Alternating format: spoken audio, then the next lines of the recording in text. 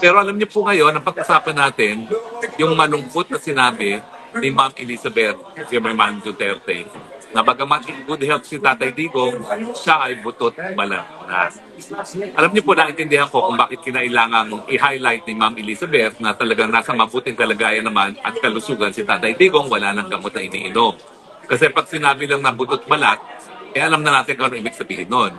Pero sinabi pa rin niya na butot balat. Ibig sabihin, napakalaki ng nawalang timbang kay Tatay Digong at literally siya ay butot balat na. Siguro naman, hindi mo na kinakailangan maging doktor para malaman kung bakit naging butot balat na si Tatay Digong. Sakit ng loob po yan. Sakit ang loob dahil nangyayari ngayon, yung pinakaayaw niya mangyari, na siya ay hinuhusgahan ng mga dayuhan.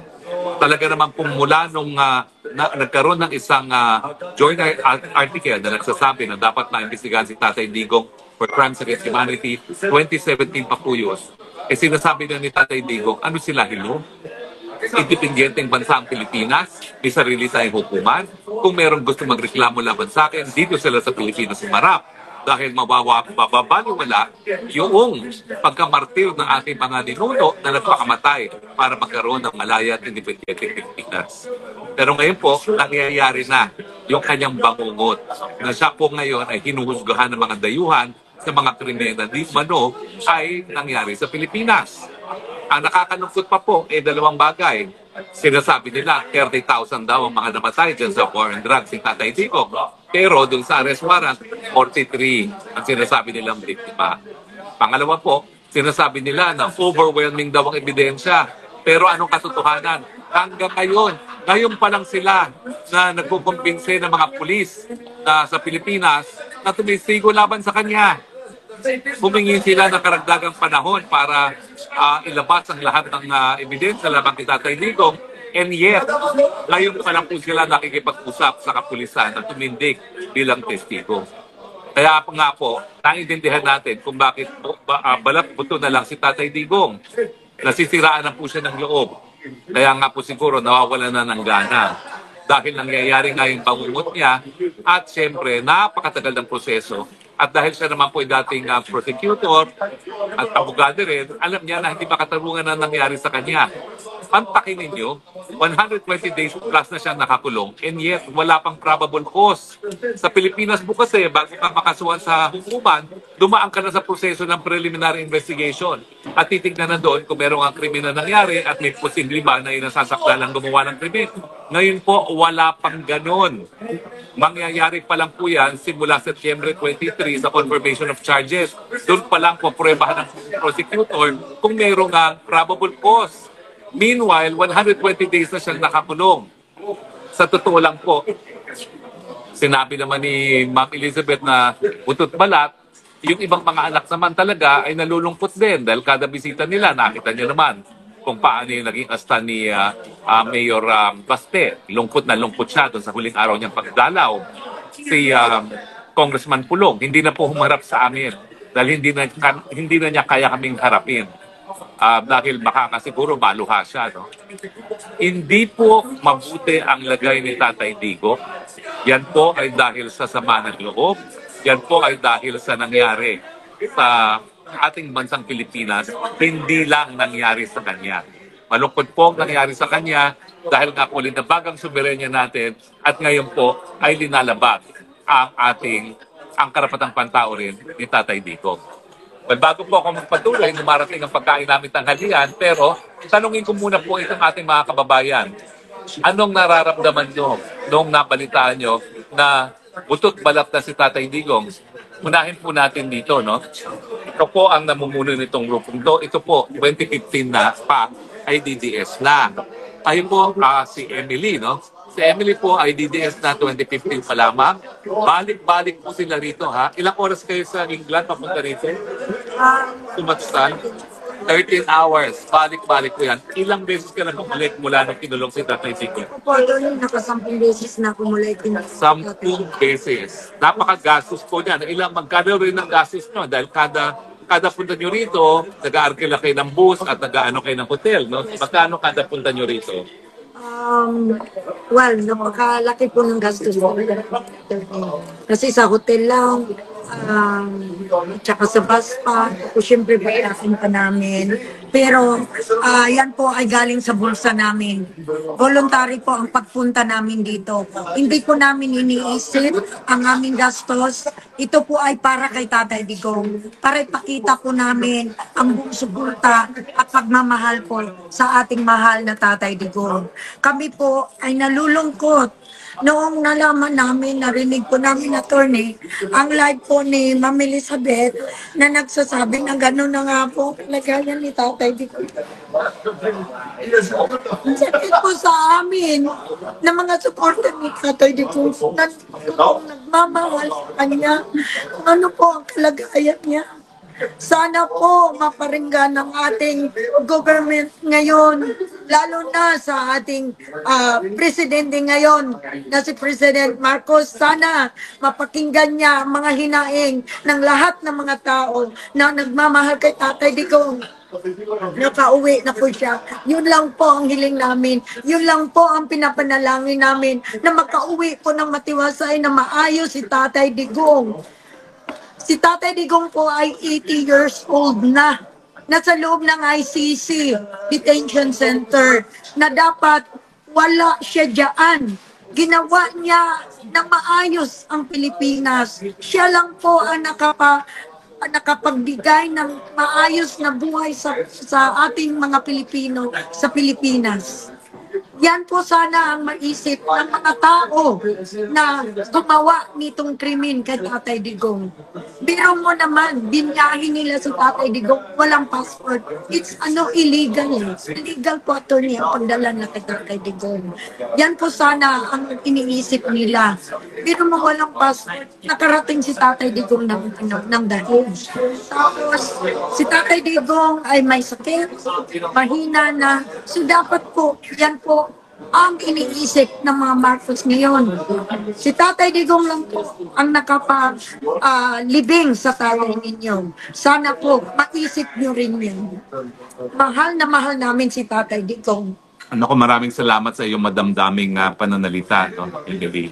Pero alam nyo, ang katunayan yan, ang malungkot, hindi lang nalinabag nga yung karapatang pantao ni Tatay Digong. Pero malungkot, siguro, akala ng mga Marcoses, dahil pinakulong nila si Tatay Digong, magtatagumpay sila sa kanilang kagustuhan na manatili sa pwesto forever. Marcos Part 2, Marcos forever. Pero hoy, Junior, sa tingin mo kung may mangyari kay Tatay Digong sa dahig, dahil sa ginawa mong pangingid na papapunta sa kanya, magtatagal pa kayo? Magdasal ka na tumaba muli si Tatay Digong dahil pag siya'y patuloy na pumayat at may mangyari sa kanya, tapos na ang inyong pamilya. Kung nung una, kayo'y nakapunta pa ng Hawaii, baka hindi na kayo makaalis ng Pilipinas at magharumintado na ang Pilipino. Hindi ko sinasabi na gawin yan ng ating mga kapwa Pilipino. Pero, hindi po imposible yan. Nakapatuhin na kayo ng mga taong bayan pag minangyari kay Tatay Digong dito sa dahig. Mali kayo kung sa akala ninyo na wala ng problema sa inyo sa pamamagitan ng pagkikidnap nyo papunta ng dahig si Tatay Digong. Pag minangyari, pangungot yan sa inyong lahat at sa mga henerasyon na darating ng Marcos. Hindi kayo patatawarin ng sambayan ng Pilipino. Tandaan nyo yan. Mag-aral kayo ng kasaysayan. Paano naging katapusan ni Muammar Gaddafi sa Libya? Hindi malayo, ganyan din ang gagawin sa inyo. Hahatawin kayo ng taong bayan sa galit pag minangyari kay Tatay Digong. Kahit saan pa kayo magtago, may Pilipinong magagalit sa inyo at hahataw sa inyo. Hindi ko sinasabing gawin yan. Ako'y Kristiyano, hindi ko sinasabing dapat gawin yan. Pero ganyan po ang posibleng mangyari sa galit, sa hagupit ng sambayan ng Pilipino pag may nangyari sa inyong lahat. Ang pag-usapan natin, anong pwede natin gawin ngayon bilang mga Pilipino?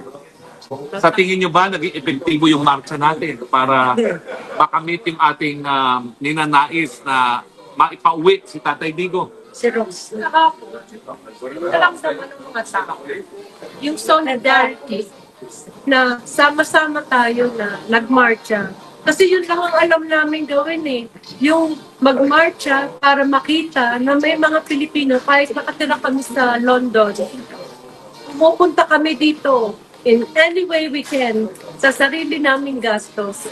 Pero yun lang. Pero sa totoo lang, nananalangin kami gabi-gabi, naiiyak kami gabi-gabi. Kasi he's 80 years old. Enough. Ang tagal niya nang nasa detention. Kung may kailangang magdesisyon ng ICC, kailangan pati sila. So gusto na sunugin namin ng building ng ICC. Bakit nila kinikip si Digong on what charges? Ang tagal ng September. Pero lahat kami nangangarap na makalaya na siya. Totoo lahat sinabi ni Attorney Harry Roque. Napakaraming Pilipino. Yung iba hindi makarating dito because of some reasons. Pero ang dami namin kilala, magkakaroon uli ng sigalot pag may nangyari kay tatay. Yes. Yun lang masasabi ko. Malinaw po ang aming sinasabi na di po namin iniinganyo gumamit ng dahas ng taong bayan. Pero sinasabi namin na patotohanan. Kung sa tingin nyo na wala ang problema dahil nawala sa Pilipinas si Tatay Digong, kapag may nangyari, mas malaki ang problema ninyo. Dahil ngayon pa lang, nanarayan ng Tatay Digong na nakakulong, buong mundo, alam na kung gano'ng kamahal si Tatay Digong. At ngayong naririnig namin na butot balat na siya, hindi po namin matanggap yan. Dahil alam po namin na ang Pilipinas naging mas maunlad, mas mapayapa, at ang mga Pilipino, taas ulo ngayon na sila ay Pilipino dahil kay Tatay Digong. Hindi po kami sumasamba kay Tatay Digong dahil sa kanyang pagkatao. Ginagalang po namin siya at binibigyan pugay dahil sa liderato na pinakita niya. Hanggang ngayon po, matapos siya maging presidente, matapos maging kongresista, mayor, nakatira sa bahay Kalapati sa Davao. Hindi ko po talaga akalain na magkakaroon ng isang leader na hindi magpapasasa sa posisyon. Pero yan po ang Tatay Digong. At yan po ang dahilan kung bakit mahal na mahal ng taong bayan si Tatay Digong. Kayo po, sino pa pong gusto magsalita? Ma'am, ano pa po ang gusto niyo pang gawin? Kanino pa umiiyak yan eh? Kanina pa umiyak. Sige po. Po, kami po from London, nung una namin pong malaman na si Tatay Digong ay na illegally na kidnap, sobrang lungkot po namin. That's why, kasi nakatutok po kami nung March 11 po eh.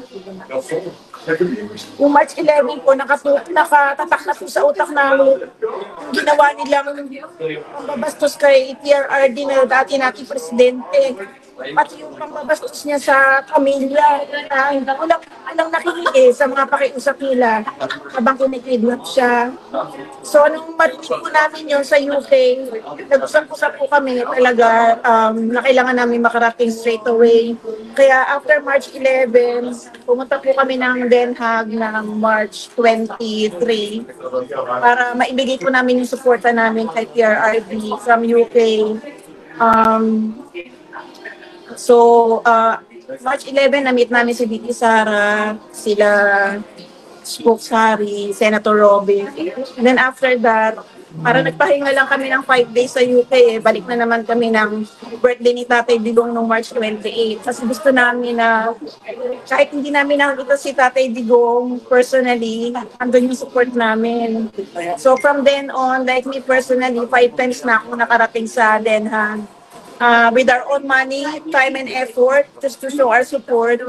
And also we do prayer every day para si Tatay Digong. Nandun pa rin yung kanyang strong spirit na someday, hopefully, makuha niya yung tunay na hustisya niya.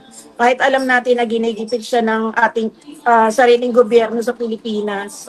So hopefully, maraming makinig sa kanya. Kahit yung mga taga-ICC, maging patas naman sila sa gagawin nilang judgment sa kanya. At saka gusto rin namin maipakita, gusto rin namin, iagdadasal namin na yung mga nag-a-accuse sa kanya, ng mga kanyang mga kasalanan, sana maisip naman nila kung talaga bang may kasalanan si Tatay Digong sa kanila or kasi 'di ba alam naman natin na marami diyan na impluwensyahan lang eh. Kasalita sila na hindi naman totoo. So sana mag-speak up din sila kung sino yung mga tunay na natulungan ng legacy ni PRRD against drugs, illegal drugs. Alam namin maraming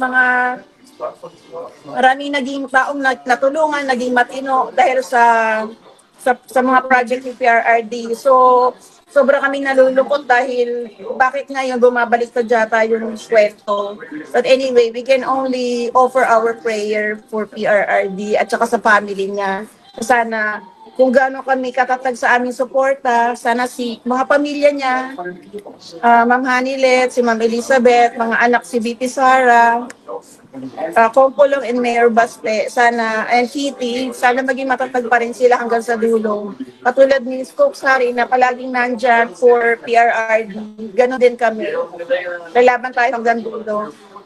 Duterte pa rin, Pilipinas, Duterte pa rin. Thank you. Salamat po. Alam niyo po, tinatanong ko kung meron pa akong dapat na ginawa para maibsan itong pagdurusa ni Tatay Digong. Napaka-frustrating po sa akin. Ako po yung kauna-unahang Pilipino na nakapasok sa roster ng ICC List of Lawyers, pero hindi ko po siya madepensahan. Dahil ako mismo hinabol ng mga bangag dyan sa bansa. Ang hearing ko nga po sa 15, kauna-unahang hearing. Hindi na po ako kumuha ng abogado, ako nagtatayong abogado para sa akin sarili. At isang pampers box na po ebidensya ko sumiti ko. Malungkot po kasi kung hindi naman ako hinabol ng mga bolangyang, mga bagag sa kanyang, siguro nga nagugol ko yung aking karanasan bilang abogado para matulungan si Tatay Digong. Pero kinakailangan po ng remedyo. At ako po'y nalulungkot na sabihin na parang wala na tayong remedyo makukuha sa ICC. Bakit? Ang ICC po ngayon, ang pinaglalaban, yung manatili sila bilang isang hukuman. Dahil bukod po kay Tatay Digong, wala na silang linilitis na kaso. At yung huling pagpupulong ng mga bansa na miyembro ng ICC, tinatawag na Assembly of State Parties, pinag-usapan na kung dapat magpatuloy ang ICC dahil wala naman sila mga huling mga akusado. Kaya tumantuwa talaga sila nung ang bangat administrasyon ni Marcos ang siya pang nag-surrender kay Tatay Digong na hindi pa humihingi ng kooperasyon ang ICC sa pamamagitan niya ng kidnapping. So ako palagi ko tinatanong, meron pa ba akong nagawa? Ang problema po, hindi ako pamilya. Hindi ako nagdidesisyon. Kailangan tanggapin lang po ang desisyon nila. Wala yung recommend. At ngayon po, recommend ko, kinakailangan na po ng ibang remedyo. Gamitin na natin ang karapatang pangtao bilang susi para mapalaya si Tatay Digong dahil inabag ang karapatang pangtao, hindi po pwede ang kidnapping maging dahilan para magpatuloy ang trial sa ICC. Dahil pagdating sa ICC, sa tingin ko po, dihado tayo dyan. Dahil pag nawala na si Tatay Digong, sino pa ang lilitisin nila? Paano na mga sweldo nila? Paano na yung 140 million euros pag taon na ginugugol sa hukuman? Nandiyan po sa larangan ng international law, dati-rate, ang definition ng international law lang, application of rules. Nagbago na po yan. Ngayon, authoritative decision-making process. So pati po yung konsiderasyon kung ikabubuti ba ng buong daigdig ang pag-abolish sa ICC, pumapasok na as issue sa kaso ni Tatay Digong na hindi naman dapat. Siguro, tama sila na nagsasabi sila na mas mabuting may hukuman na matatakbuhan ng mga biktima sa pinakarumalduman na krimen pag walang gumaganang lokal na hukuman. Hindi po yan ang kaso sa Pilipinas, bukas ang mga hukuman sa Pilipinas. Bakit nyo ipipilit na ituloy ang kaso ni Tatay Digong para lang magpatuloy ang ICC? Mali po yan. Kung talagang kinakailangan bigyan ng katarungan ng lahat, unahin muna natin yung karapatan ng mga nasasakdal sa hukuman. Kaya nga po, I can only recommend, dalhin na natin sa Dutch court. Dahil nga, saan ka nakakita kidnapping, tapos yun ang pamamaraan para magkaroon ng jurisdiction sa tao, ng akusado. At hindi po pwede maghugas kamay ang mga Dutch. Nakakulong siya sa presong Dutch. Binabantayan siya ng mga Dutch na mga gwardya. Pinalanding siya sa Holland nang walang passport, tinanggap ng mga Dutch immigration authorities. Sinundo ng Dutch police kasi walang kamalay-malay ang ICC na nandiyan na si Tatay Digong. Yan ang totoo. Sinakay siya sa ambulansya ng Dutch. Dinala sa hospital ng Dutch bago kinulungan doon sa kulungan. Nakulungang Dutch. Ang sa akin, okay, may abogado dyan. Alam nyo kami mga abogado may legal ethics. Hindi ko man kasundo yan si Kaufman, hindi ko siya pwedeng pakilaman dahil kanyang kaso yan. Pero dahil nga wala naman tayo nakikita ng remedyo, hindi ba po pwede mag-explore na tayo ng ibang remedyo? Yes. Pero dyan po yung napuprustrate ako kasi hindi ako pamilya, hindi ako pwede mag-decide. Yes. Pero siguro, dahil nararamdaman naman ng pamilya na ang sakit ay hindi lang tinatamaan sila, kundi ang buong sambayan ng Pilipino nagmamahal. Siguro naman iko-considera nila ang lahat na posibleng pang remedyo para mapalaya si Tatay Digong. Pero ngayon po ako, talagang tinatanong, meron pa ba akong dapat ginawa para makatulong kay Tatay Digong? Ganong hindi naman ako. Tingnan po natin. Pero siguro, dahil ako'y pinangalak na kulot, ang sabi nila ang kulot, matitigas ang ulo, hindi po tayo titigil. Yes. Hanggang narito pa tayo. Habang Hanggang buhay. dulo, Tatay Digong. Alam namin nahihirapan ka, alam namin nawawalang pag-asa, pero kakilala mo si Harry Roque. Makulit. Hindi titigil. Narito ako. Antayin kita. Sasamahan kitang umuwi. Hang in there, Tatay Digong. Dami nagmamahal sa'yo. Huwag ka mawalan ng pag-asa. Mahal ka namin. At naniniwala ako na naniniwala ka rin sa Panginoon na nakita niya ang mabuting nagawa mo, lalong-lalo na sa pagkakaroon ng kapayapaan sa ating bayan. Sensya na po, medyo emotional ngayon, pero maraming salamat po sa inyong patuloy pagtangkilik. Pagdasal po natin ang Tatay Digong. Prayers move mountains. Amen. And let us ask God, please Lord, do not take away our Tatay Digong at a time when the nation needs Him the most. Salamat po. Hanggang sa muli.